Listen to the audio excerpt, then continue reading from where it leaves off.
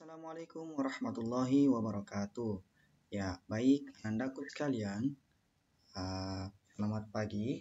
Kita mulai pelajaran hari ini dan pada hari ini kita sudah masuk pada pembelajaran ketiga di subtema 2. Ya. Jadi, lihat, perhatikan buku paket yang ananda sekalian miliki. Yang pertama, ayo menari. Coba perhatikan. Masih ingatkah kamu dengan gerakan kuat dan lemah tangan pada gerakan tari yang sudah dipelajari pada pertemuan sebelumnya? Cobalah mempraktikkan gerakan tersebut sambil bernyanyi lagu tepuk tangan. Ya, pada pertemuan sebelumnya kita sudah melakukan kegiatan-kegiatan yang dilakukan seperti pada gambar yang ada di bawah ini. Kita sudah sama-sama mempraktikkan, kita sudah sama-sama melakukan sampai dengan melakukan tepuk tangan, ya. Nah, anandaku sekalian, kita lanjutkan. Coba lihat pada halaman 69. Ayo berlatih. Dapatkah kamu membuat contoh gerakan tangan yang kuat dan lemah pada sebuah tarian?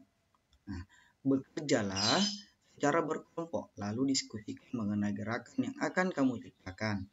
Gerakan yang kamu ciptakan dapat menirukan gerak benda yang ada di sekitar. Tampilkan hasil kreasi kelompokmu di depan kelompok lainnya. Untuk dapat menari dengan baik, kamu perlu banyak berlatih. Menjaga pola makan juga penting agar badan tetap sehat. Dengan badan yang sehat, maka kamu dapat melakukan gerakan tari dengan baik, ya. Nah, perhatikan, nah.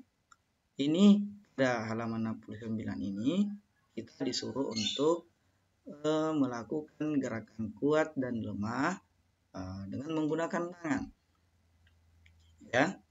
Namun tidak usah ananda lakukan karena kita sudah lakukan pada pertemuan sebelumnya. Lanjut kita ke halaman 70. Coba perhatikan.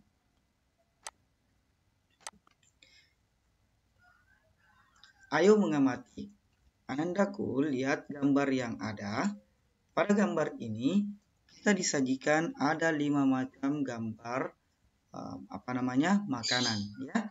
Yang pertama itu ada sagu, ada jagung dan ada umbi. Ini makanan ini adalah sumber karbohidrat, ya. Selanjutnya ada protein, ya. Proteinnya itu ada berasal dari ikan, daging, tahu, tempe, telur. Itu semua adalah sumber makanan protein, ya. Kemudian ada susu, ada buah-buahan, dan ada sayur-sayuran. Oke, perhatikan. Makanan penting untuk kesehatan. Makanan juga sangat berpengaruh terhadap pertumbuhan dan perkembangan manusia. Makanan yang penting untuk pertumbuhan dan perkembangan adalah makanan yang menyehatkan dan bergizi. Berikut makanan yang menyehatkan dan bergizi. Yang pertama, makanan pokok, misalnya nasi, kentang, jagung, roti, ubi, dan sagu. Itu adalah makanan pokok kita. Yang tadi Pak Guru sudah perlihatkan contoh gambarnya, dan itu menunjukkan bahwa di makanan pokok itu ada merupakan sumber karbohidrat. Kemudian ada lauk pauk, misalnya daging, ikan, tahu, tempe, telur, dan cumi. Ya. Selanjutnya ada sayur-sayuran yang terdiri dari ada berbagai macam jenis sayuran. Di sini salah satunya adalah kangkung, bayam, wortel, dan buncis. Selain itu kita juga membutuhkan makanan berupa buah-buahan, misalnya jeruk, apel, anggur, pisang, dan jambu. Nah, lanjut, perhatikan. Selanjutnya, susu, misalnya susu sapi dan susu kambing. Ini yang umum yang biasa kita konsumsi, ya. Kalau bukan susu sapi, ya susu kambing.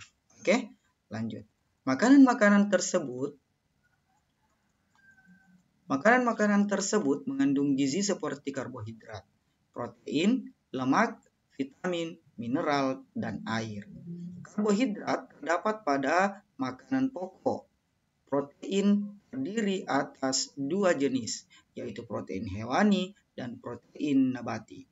Protein hewani adalah protein yang berasal dari hewan, misalkan ikan, daging, susu, keju, dan telur. Protein nabati adalah protein yang berasal dari tumbuh-tumbuhan, misalkan tempe dan tahu.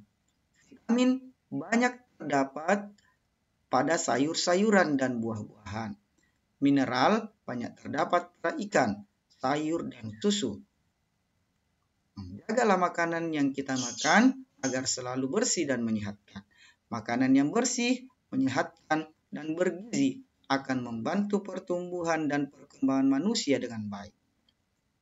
Jadi kalau kita memakan makanan yang sehat, 4 sehat lima sempurna seperti yang tadi disebutkan, maka kita akan mendapatkan tubuh yang sehat dan membuat tubuh kita menjadi sehat, ya.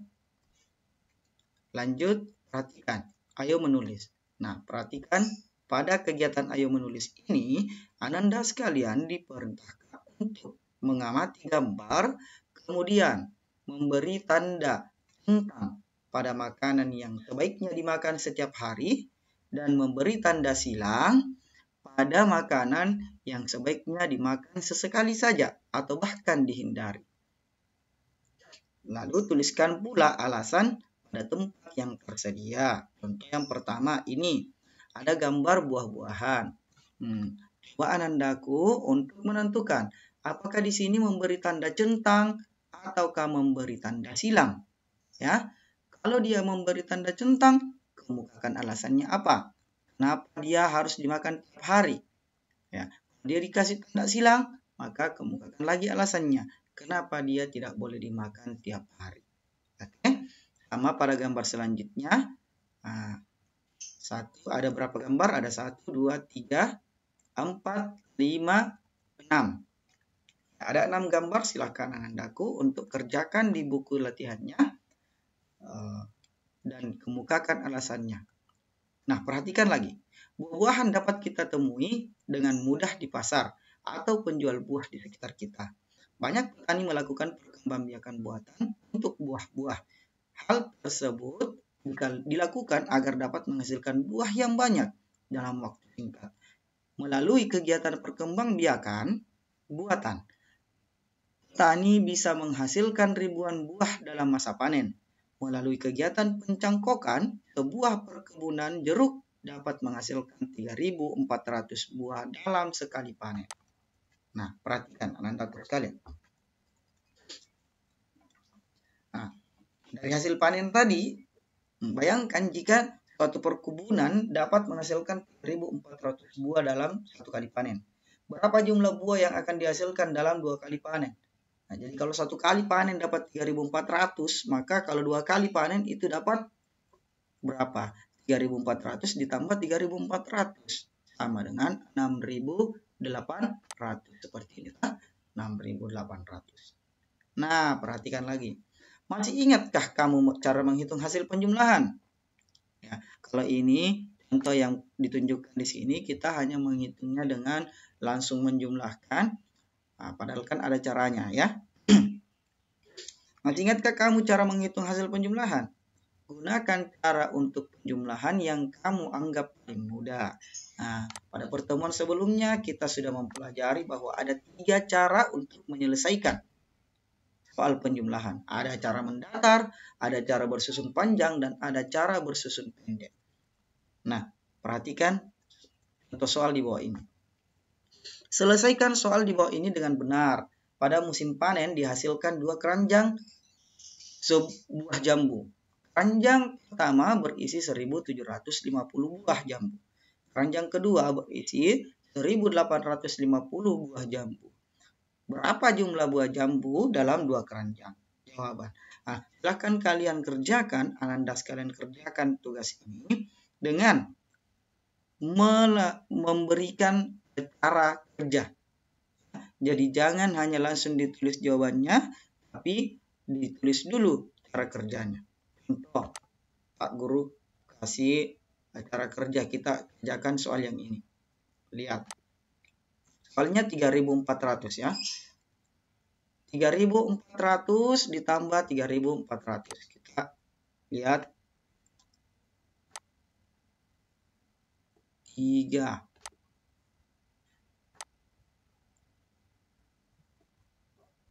3.400 ditambah 3.400 ditambah ya.